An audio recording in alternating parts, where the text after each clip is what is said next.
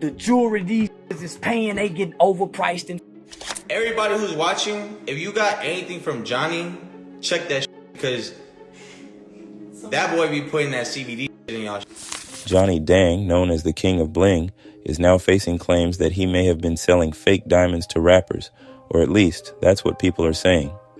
The controversy started when one of his former employees urged customers to get their jewelry tested. When they did, the results sparked serious doubts across the culture, raising questions about every chain, every grill, and every dollar spent. Here's the full story. man, when I look at Johnny Dang, he's the biggest culture vulture in hip-hop right now. Mid-March 2026, the entire hip-hop internet exploded, and it all started with one Instagram Live. Houston rapper Sauce Walka went live to show off a brand new permanent grill worth over $1 million. But the real shock wasn't the price, it was who made it. The grill was crafted by Plug Geo, a former employee of Johnny Dang. Let that sink in. This wasn't just a customer switching jewelers. This was a 20-year loyal client publicly leaving, and not just leaving, but switching to his jeweler's former worker and broadcasting it live. Sauce didn't stop there. He pulled out all his old Johnny Dang pieces on camera, showed them off, and essentially retired them. Then he told his audience to do the same ditch Johnny and go to Geo. That alone was disrespectful. But what came next? That's what set everything on fire. Sauce accused Johnny Dang of charging natural diamond prices while allegedly using lab-grown CVD diamonds instead. In simple terms, he was claiming he got finessed. Now here's where the science matters. Lab-grown and natural diamonds are chemically identical. Same carbon structure, same shine, same durability. You can't tell the difference with the naked eye. But the key difference? Origin and price. Natural diamonds take billions of years to form underground. Lab-grown diamonds are created in weeks, and the price gap is massive. Lab diamonds can be up to 70% cheaper. So if someone is selling lab diamonds as natural, the profit margins become insane. And that was the accusation, that was the spark. If Sauce Walka lit the match, then Plug Geo poured gasoline on the fire. Jose Mata, better known as Geo, wasn't some random voice chasing attention. He was on the inside. For years, he worked within Johnny Dang's operation, building relationships, handling clients, and becoming part of the machine that helped shape one of the most recognizable names in the jewelry game. And when he finally spoke out, everything changed. Geo claimed he wasn't just a background employee, he was deeply involved in the business. According to him, he dealt with high-profile clients, traveled frequently for work, and handled serious amounts of cash. He suggested that his role contributed to generating millions in revenue. But despite all that, he said he was only making around $10 an hour. That's where the tension started building. Geo revealed that he had asked for a raise, wanting his commission increased from 2% to 4%. In his view, it was justified based on his contributions and the scale of the deals he was helping close. But the request was denied. That rejection, he implied, was a turning point. Then came the claim that truly shook everything. Geo alleged that lab-grown CVD diamonds were being used in place of natural diamonds and sold as if they were genuine, complete with certifications and massive markups. If true, this wasn't just misleading, it would mean customers were paying premium prices for something fundamentally different from what they believed they were buying. According to Geo, pieces that cost only a few $1,000s to produce were being sold for tens of thousands, sometimes even reaching six figures. The gap between cost and selling price wasn't just big, it was explosive. And then he delivered the line that sent shockwaves across social media. If you bought anything from Johnny, go get it checked. That warning spread instantly. Within hours, it was everywhere. Shared, reposted, debated, and dissected. People weren't just watching anymore. They were questioning. Because this wasn't coming from an outsider throwing accusations. This was someone who claimed to have seen everything from the inside. And just when things couldn't get more intense, another detail surfaced, one that connected everything back to the original spark. Geo was reportedly the one who made Sauce Walka's new $1 million grill. That revelation changed the narrative completely. This wasn't random drama. It wasn't coincidence. It looked calculated, timed, connected.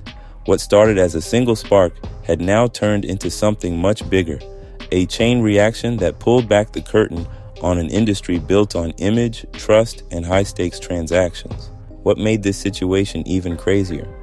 The warning had already been there, years earlier. Back in 2021, Lil Durk posted a message that didn't get much attention at the time. Stop buying jewelry without knowing what you're doing, the truth will come out. Most people scrolled past it. It sounded like general advice, nothing more. But looking back now, it hits differently. Then another moment added fuel to the fire. Lil Baby was exposed for wearing what was supposed to be a $400,000 watch only, for it to later be revealed as fake. The jeweler eventually admitted the mistake, issued a refund, and even added extra pieces as compensation. On the surface, the situation was fixed, but the damage, that stayed. Because in an industry built entirely on image, value, and trust, even one mistake raises bigger questions. And Lil Durk wasn't done. In 2022, he doubled down with another statement. Don't blame rappers, blame the jewelers. At the time, it still didn't fully click for most people. It felt like another vague warning, something only insiders might understand. But now fast forward to 2026. Everything changed. As Sauce Walka's allegations began spreading across the internet, people started digging. Old posts resurfaced, screenshots were shared, clips were replayed, and suddenly, Durk's words didn't sound random anymore. They sounded prophetic. It was like pieces of a puzzle finally snapping into place, moments that once seemed isolated now forming a bigger picture. And at the center of that picture was one name, Johnny Dang, a self-made success story that people admired for years. From humble beginnings in a small village in Vietnam to becoming one of the most recognized jewelers in hip-hop culture. He didn't just sell jewelry, he became part of the culture itself. His work was worn by some of the biggest names in the industry. Artists trusted him with pieces worth hundreds of thousands, sometimes millions of dollars. His brand stood for quality, status, and authenticity. That reputation wasn't built overnight. It took years of consistency, relationships, and visibility. But now, that same reputation was being questioned, because once doubt enters the conversation, everything changes. People weren't just looking at the jewelry anymore, they were looking behind it, asking where it came from, how it was made, whether what they were buying was actually what they were being told. Trust, once broken, even slightly, becomes hard to rebuild, and that's what made this moment so intense. This wasn't just about one allegation, or one artist, or one jeweler. It was about an entire system that relies on perception, credibility, and belief. And now, that belief was being tested.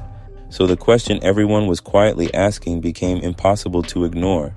Was the empire built on authenticity, or was it all just an illusion? YouTube titles, reaction channels, live stream debates, everywhere you looked, one name kept trending, Johnny Dang. But despite all the noise, there was no physical confrontation, no fights, no dramatic face-offs. This wasn't a street conflict. This was something far more powerful, a reputation war, and in an industry built on image, perception, and trust.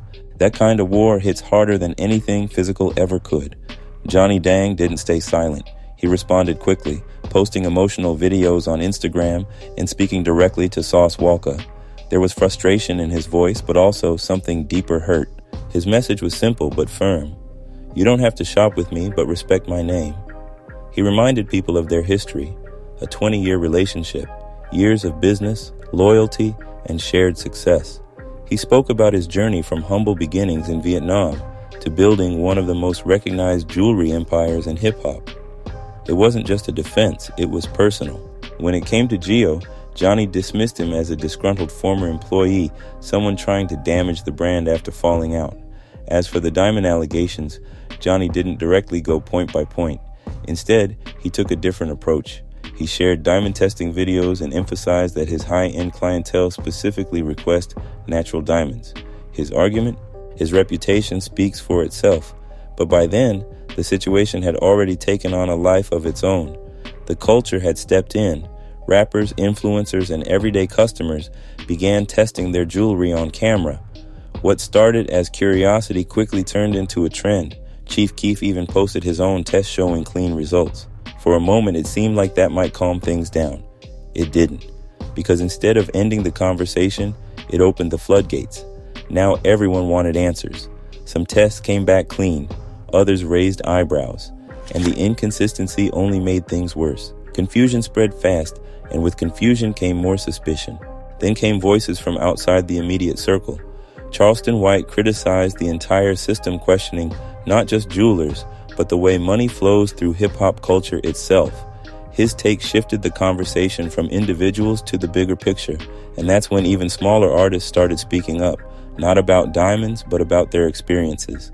Complaints about long wait times, poor communication, feeling overlooked in favor of bigger celebrities, stories that had nothing to do with gemstones, but everything to do with how the business operates behind the scenes. It painted a different kind of picture, one that wasn't as polished as the chains and grills being sold. But maybe the loudest moment in all of this was silence. Paul Wall, Johnny Dang's longtime business partner and a respected figure in the culture, didn't say a word publicly. No interviews, no posts, no defense, nothing.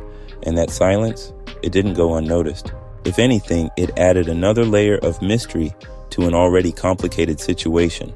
People started asking questions not just about what was being said, but about what wasn't. As for Sauce Walka, his tone eventually shifted. He later referred to Johnny Dang as a goat and made it clear there were no hard feelings, but by that point, it didn't really matter. Because the conversation had already gone too far, the internet had already made up its mind, or at least started questioning everything. And that's the thing about moments like this. They don't need lawsuits to leave an impact. They don't need confirmed proof to change perception. All they need is doubt. No official conclusions, no final answers, just allegations, speculation, and a crack in the foundation of trust. Because at the end of the day, this was never just about diamonds. It was about credibility. And once credibility is questioned even slightly, everything attached to it starts to lose value, even the most expensive jewelry. Because shine isn't just about how something looks, it's about what people believe. And right now,